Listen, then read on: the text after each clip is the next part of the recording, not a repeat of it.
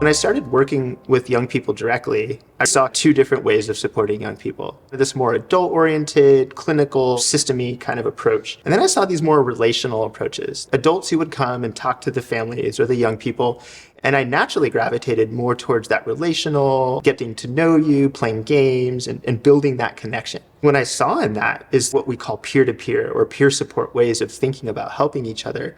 Sitting down, having a meal, asking how someone is doing might feel like doesn't have a big impact, but actually really does. And I really saw that working in group homes with young people with pretty serious mental health conditions. Really simple approaches, just having a conversation, asking them what their favorite food was, where are you from? It would build this kind of connection that you could start having really good conversations. What I'm picking up on is more of a conversation of equals, if you will, maybe someone who's had a little bit more experience, but to me, that's what the peer relationship is about. I'm just you at a later stage in life, and I've been through some stuff, and I see you at a younger stage, and maybe I can help you navigate a little easier. But there isn't this hierarchy. It's not, I went to school for 4 years and I have 10,000 hours of clinical practice work and I'm the expert. There's this relational issue with the therapists, the psychologists, and the social workers in the field where maybe people don't feel as connected. They feel I have to be a little guarded about my interactions with you. Well said. We're thinking about peer support. So that's a term we're going to use, but getting help outside of talk therapy.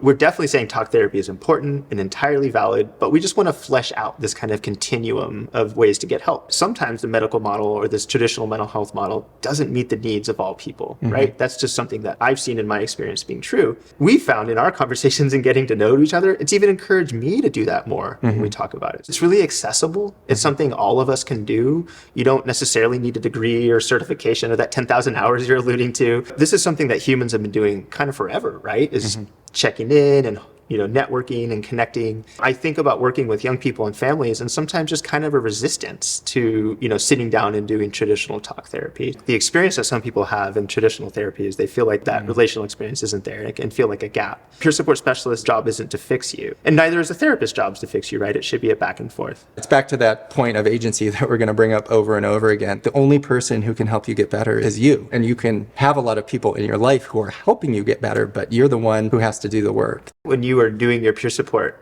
what kind of perspectives would you provide from your experience? Because that's something about peer support, right? We talk about lived experience and we're drawing from that experience as a way of helping others. Were there specific experiences that were helpful when you worked with people? I was paired with someone who needed support and he had a mental health diagnosis. He was from an East Indian family and there's a lot of stigma around mental health in East Indian families. And unfortunately, because of his diagnosis and his mental health condition, everyone turned on him. His wife started divorce proceedings, kicked him out of the house. His family stopped talking to him. His family, his blood family, took her side, and he was left with hardly anyone to talk to. He's struggling through this mental health condition, and he's essentially lost all of his close friends and family. It was so important for me to be there on a regular basis, to talk to him, to tell him, you're not broken. Their reaction to you is not about you. It's about them and their inability to have compassion for what you're going through. Even just bringing that perspective, you have done nothing wrong. They're trying to shame you. They're trying to make you feel bad, but you don't have to take their truth as your truth. And I think that was just super helpful for him to hear. I really appreciate that example. I think that's the power of peer support. Supporting folks from populations or backgrounds where there's a lot of stigma. Having someone who understands and validates and sees you can take somebody from a moment of pretty deep crisis or not knowing what to do next and ground them. Some of my experiences working with young people, there's a lot of stress in school and it's tied to your future and your goals. What we see in the data, most of young people's mental health concerns really start from school and this feeling of I'm not doing enough. Talking to anybody about their goals, not just kids in school, but if you're thinking about what do I want to do next in life, the value of really listening and not offering advice until you ask first. And when you go to sit with somebody like a peer support specialist or in an informal setting, they will move with you and they will ask questions. It gives agency to that person that they have control in the conversation and they can offer ideas to you and they can even disagree with you. And in that disagreement, you're both learning and then you're understanding more how to help that person. If you come to someone who's skipping school and you're not immediately saying, well, you need to go to school because this is against the law, as opposed to, hey, what's going on with you?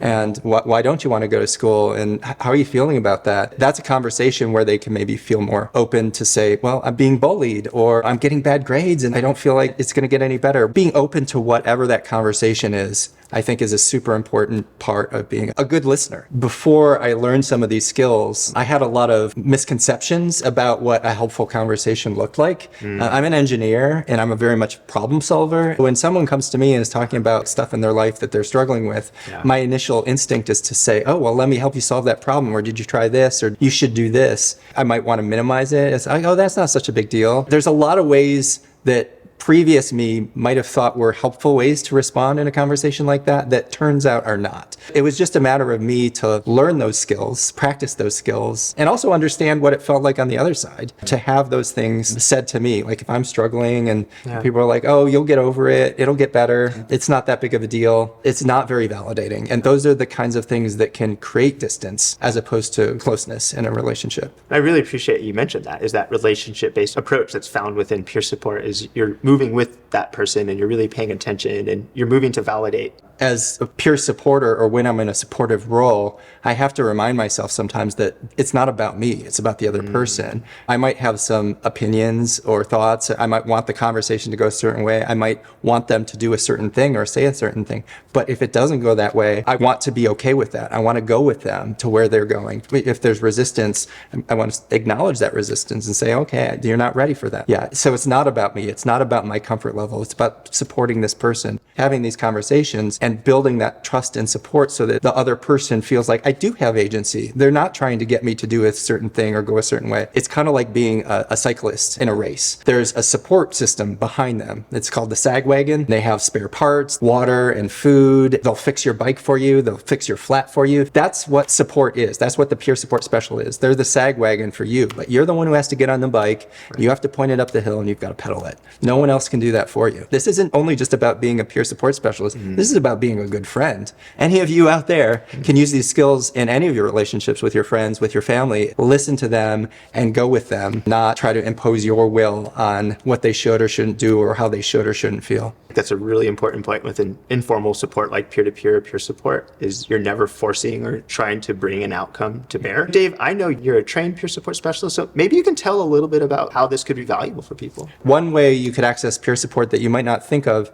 is the hotline or the Warmline. If you call 988 or even you can text 988 if you're not comfortable talking on the phone. The person on the other end of that line is often someone who is like you, who is a peer, who has lived experience with mental health issues, who has gone through it. And they're there because they want to give back. They want to help you talk through these issues and help you feel better. Another is NAMI, which is a nationwide nonprofit. They have peer support specialists you can access through there. States and counties, there's a lot of ways to get to peer support through governmental programs. Talking to an international audience, a lot of countries have peer support, and internet search is great. So type in your country name and peer support, mental health peer support. Another source of peer support is support groups, especially like 12-step programs. You might think of 12-step program as Alcoholics Anonymous. That's where it started, but there's a 12-step program for almost any issue you can imagine out there. Eating issues and people with depression, gambling issues and debt issues. There's also just support groups that aren't using the 12-step approach, a place for peers to come together and share their stories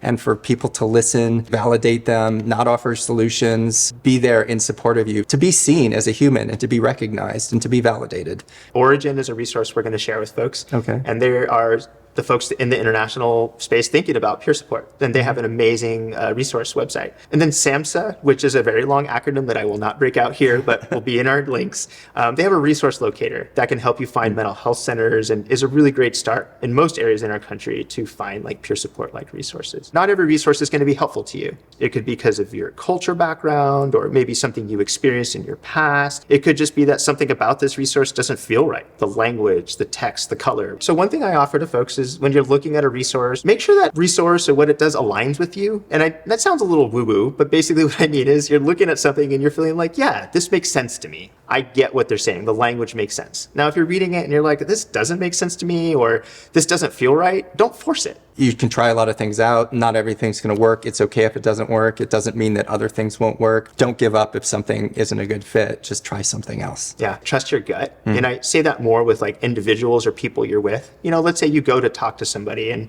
you're really hopeful it's going to go well, but your gut is saying, this isn't it. This isn't where I need to be. Trust that. It's okay. Even having a way to end the conversation or be like, oh, I got to leave a little early. Find friends or allies in your community. There is a lot of peer support, interested folks in community colleges, colleges and mental health centers. People like Dave and I really want to talk to you about these kinds of things. We're excited. I mean, we're doing this podcast kind of as introverts to just be here and talk about this. The field is relatively new, but there's a lot of excitement about more ways of supporting people outside of traditional talk therapy. Folks like me who do peer support work, where you tend to be really open and informative, if anybody were to reach out to me and want to ask questions about peer support or peer-to-peer, I'd be very open to this. It's important to find allies or people who you can talk to about this, like Dave. Dave has just become this ally to me, where I can be really open about how I feel. There are trained peer support specialists, and they go by that title, but anyone in the community who is a peer could be a supportive person in your life. So, it could be a friend, it could be a mentor, someone you look up to, a family member, a cousin. It's often just trying things out, having those conversations. Hey, are you open to having a conversation? I'm kind of struggling here and I really need to talk to someone. Dave, maybe you could share a little bit about how you learned about peer support. I actually learned about peer support through a TED Talk. It was the founder of Crisis Text Line. It was actually a political action campaign, but they were getting texts back, I'm being abused or I'm really sad. There was clearly a need. They turned it into a supportive nonprofit.